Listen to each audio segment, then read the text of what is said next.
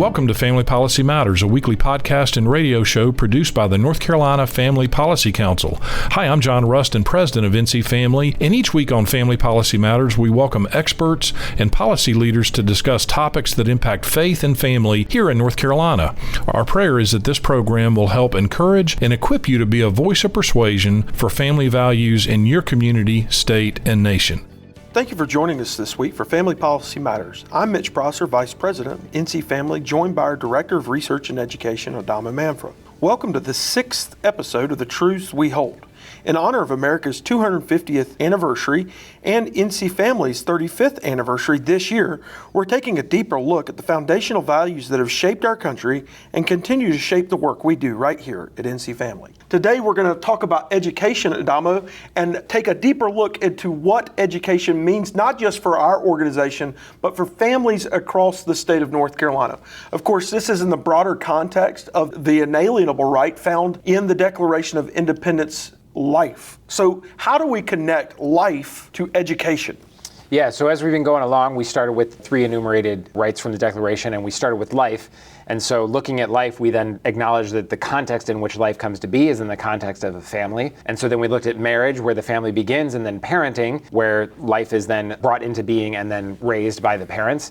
And then one of the key parts of parenting is education. Now, helpful to understand that when we talk about education today in this episode, and as often we would talk about education and policy, we can mean a few different levels of things. So the default assumption is when we say education, we mean public school, private school, charter school, formal sort of intellectual education, or even academic education. But really, education means much more than that. It means all of human formation in the faith, which in some private schools certainly is a part of that. But if your kids are doing some other form of education, may not be, but they're still being educated in that by the parents. So again, education is fundamentally and primarily the role and responsibility of the parents, though they will inevitably use some form of supplement, whether that's a different school or even in homeschool, they use some kind of curriculum, I assume. Very few parents out there are homeschooling from their own homemade curriculum and starting from scratch. Right.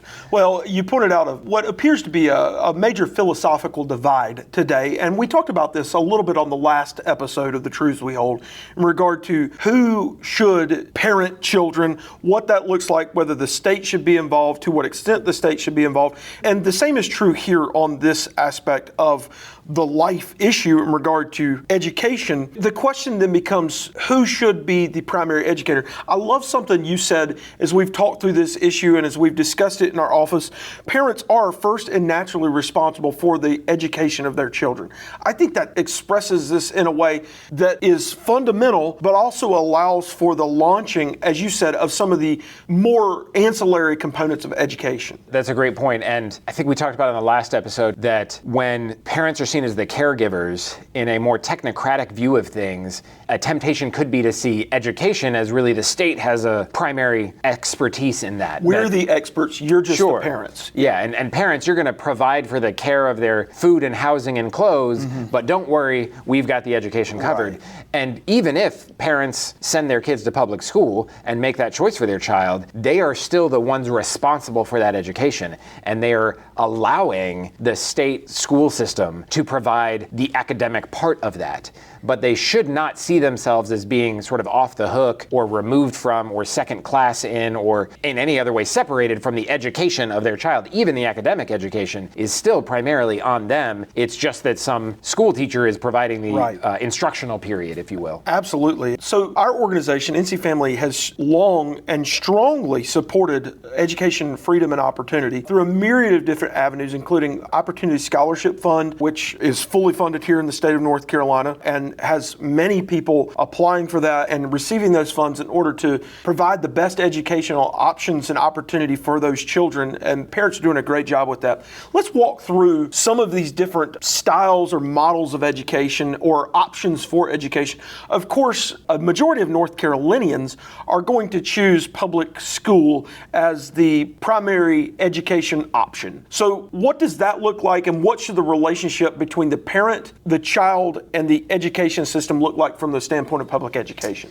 Sure. So I think we could even back up one step before we look at the different sort of models and remember that this is primarily the parent's choice. Yes. And so we often hear school choice as if it's, again, this thing being created by the state and bestowed upon We're affording you this. Yes. Aren't we fortunate that our state created school choice? Yeah. But no, it is always the choice of the parent. And so they are, if and when a parent sends their child to public school, that is their choice of the instructors in these classes for their children for this period of time. But they will remain the ones making that choice over and over again for the next semester and the next year and the next subject, whereas that teacher will come and go in most cases. So in North Carolina, we are very fortunate and blessed and lucky to have policies and options that we do. So the traditional public school is sort of the default. It's still, depending on where you break that down, and if charter schools you kind of include in that, right. Well over 70-80% of students are still going to those schools. And that's your sort of standard. Typically, it's going to be in where you live. You're not doing a cross-registration, though there are options for that as well, and those may be expanding soon, depending on which way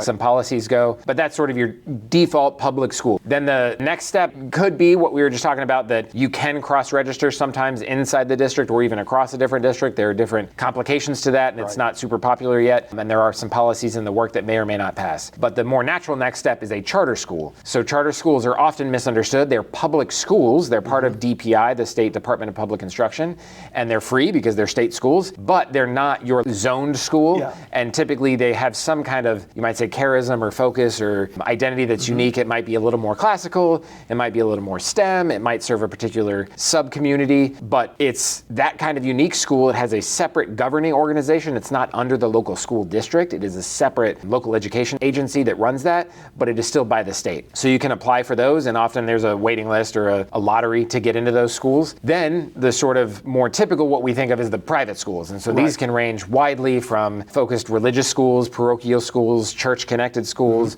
They can be sub-population again. They can focus on special needs or special focuses, and they're all over the state. Tons and tons of these. And in North Carolina, the Opportunity Scholarship Program that you mentioned briefly provides funding for students, not for the school, but for the students, and really for the parents to send their children to those schools and provide some of, if not all of, the tuition, depending on income of the family and the cost of the tuition. So let's make a clear divide and distinction right here, right now, on the difference between state dollars going to educational resources. It's often misconstrued or confused, intentionally or not, that tax dollars are going to private schools through the Opportunity Scholarship Fund. Public dollars are funding public schools and charter schools, but they are not funding private parochial Christian church-based schools. Anything other than public and charter schools, tax dollars, public funds are not funding those. Is that correct? So it depends on how you look at that. So again, going back to the idea of a policy that recognizes the government engaging with the family rather than the government sort of isolating the child as really a ward of the state that's being babysat by the family. Our Opportunity Scholarship Program does that, I think, quite well.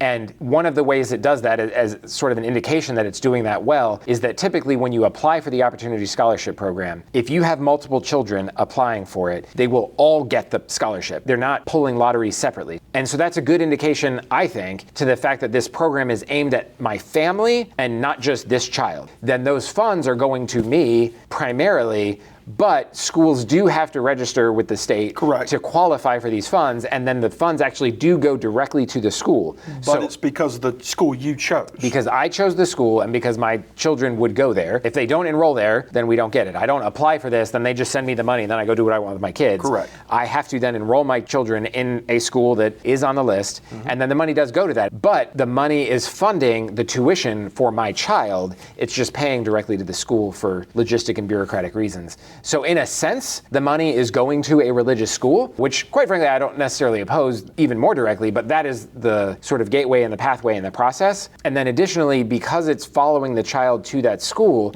and because it's cut off at a certain threshold, depending on what tier you are and family income and number of people in the family, we're actually getting a better value for our money than if I were to send my kids to public school. We spend almost twice, if not 3 times as much per student at a public school than the max amount that a family can get for their child to go to a private school. So it's actually a better deal for our state taxpayers anyway to help support these private schools than it is to fund public schools. So another option, another opportunity or a choice in this education freedom aspect is homeschooling. Some parents may choose to keep their children in the home and educate them that way. The state of North Carolina allows that. What does that look like for families as they navigate that territory? North Carolina is actually a great state for homeschooling freedom. There are some stipulations that you do have to register and tell the state that, hey, my kid's home. That goes through the Department of Non-Public Education, so it's actually under the Department of Administration rather than the Department of Education here. And then you're largely free to select your own curriculum. You do have to conduct some testing, like you do have to make it academic, but you don't have to report the success or the grades to the state. You don't owe them that. There is no opportunity scholarship program for homeschooling. Correct. You're not getting any dollars if you keep your kids home to educate them. Most homeschool families would agree that's a good thing. They don't want state dollars or anything like that.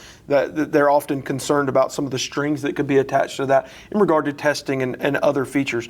So as we look back to our last episode and we talked about the benefits of good parenting helping children grow into flourishing adults, it's probably abundantly clear why education, so that we don't have undereducated children who will grow into adults and not be able to be set up for success. But I think there's a deeper question that can be answered on why education. Walk our listeners through why it's important for parents to be integrally and first and primarily responsible for their child's education. Yeah, so again, as we set up at the beginning of the episode, we think of education as sort of the broader term of really formation and leading out of ignorance and leading into formation. But all of this helps your child grow into the adult that we want them to be in the faith, in the church, in the community. Without any of these things, then when they grow up, they won't be fully able to appreciate the liberty and the pursuit of happiness that we are the second and third enumerated rights, which we'll get into more in later episodes. But liberty or freedom is often thought of as freedom from, like you can't stop me from doing X. Like I have the right to do this thing and I'm free from you stopping me. But we really want to think about freedom as freedom for. Yes. So we want our children to grow up and be capable of really exercising that liberty for the good and the liberty for their faith, and to exercise religious freedom and moral freedom and adulthood and flourishing. Yeah. And then by that and by educating and understanding that our true happiness is found in only one place, and that's God, that since that is their true happiness, then and only then can they really pursue happiness, because without the education to know that that's where happiness lies, they'll run into chasing it in other places, which will be our last episode, some places where you can do that wrong. So it sounds to me like it's more than just a right. It's more than just a responsibility. Ultimately, it's a calling. It is a calling upon a parent or parents' lives to make sure that their child is educated the best way possible. So let's work through that a little bit more outside of the traditional classroom or the traditional homeschool environment. There's a lot of other things that our organization, primarily through your roles and responsibilities here inside of NC Family, focus on. Let's talk a little bit more about tech usage and what that looks like in regard to the entire education process for a child, not just inside the classroom. Yeah, no, that's a great point. And I think you could even bring in other things like sex education and other things where parents not only provide and inform and educate, but also protect. And so the data is just all over the place, and it's getting a lot of traction on the dangers of social media and smartphones and devices for kids, particularly at young ages. Not long ago, just a few months ago, Meta and YouTube got hit by some significant court cases that ruled that those were addictive and known to be addictive and dangerous to youth and minors. But also in the classroom, data is starting to get traction, particularly the work of Dr. Horvath, an episode on our podcast about the not dangers maybe, but the downsides and the ineffectiveness, in fact, counter-effectiveness of ed tech. So tech in the classrooms, we all wanted to think that having the sort of unique experience that each kid can have with a program, because it can tell, oh, this student needs custom help because this is the kind of problem they're having, that educational devices, whether it's Chromebooks, laptops, iPads, or other kind of tablets in the classroom, those would be different and better and good, even though the smartphones are bad at home. And the data just doesn't back that up. It's becoming more and more abundantly clear that there's enough correlation that causation cannot be entirely separate, that schools and districts where there's larger adoption of in-class tech, and that's still isolated tech, even like a laptop that cannot get on the internet, even a tablet that can't get on anything other than in-class devices, is still producing lower academic performance, lower critical thinking, worse social interaction, worse behavior in the classroom, and that when schools pull that out, there's a significant increase in all of those areas. In fact, one network of schools here, the Thales Academies, recently pulled their tech out of their middle school classrooms, and within the first semester saw increases in all these areas, so much so that either in the second semester or the next year, they're pulling them out of the high schools as well. Wow, fascinating. And I had a chance to talk to one of their administrators about how they just saw that this great promise, and after many years of using that in the classroom, all the performance was going in the wrong direction. So they took it upon themselves to try this out, pull it out, and the results were tremendous. And that's in addition to what North Carolina thankfully passed this last year, Yes. cutting back on requiring some kind of policy restricting or limiting phones and social media type devices in the school. But we want to be clear that that's distinct from ed tech, which is intentional technology in the classroom for the purpose of instruction and learning. But even that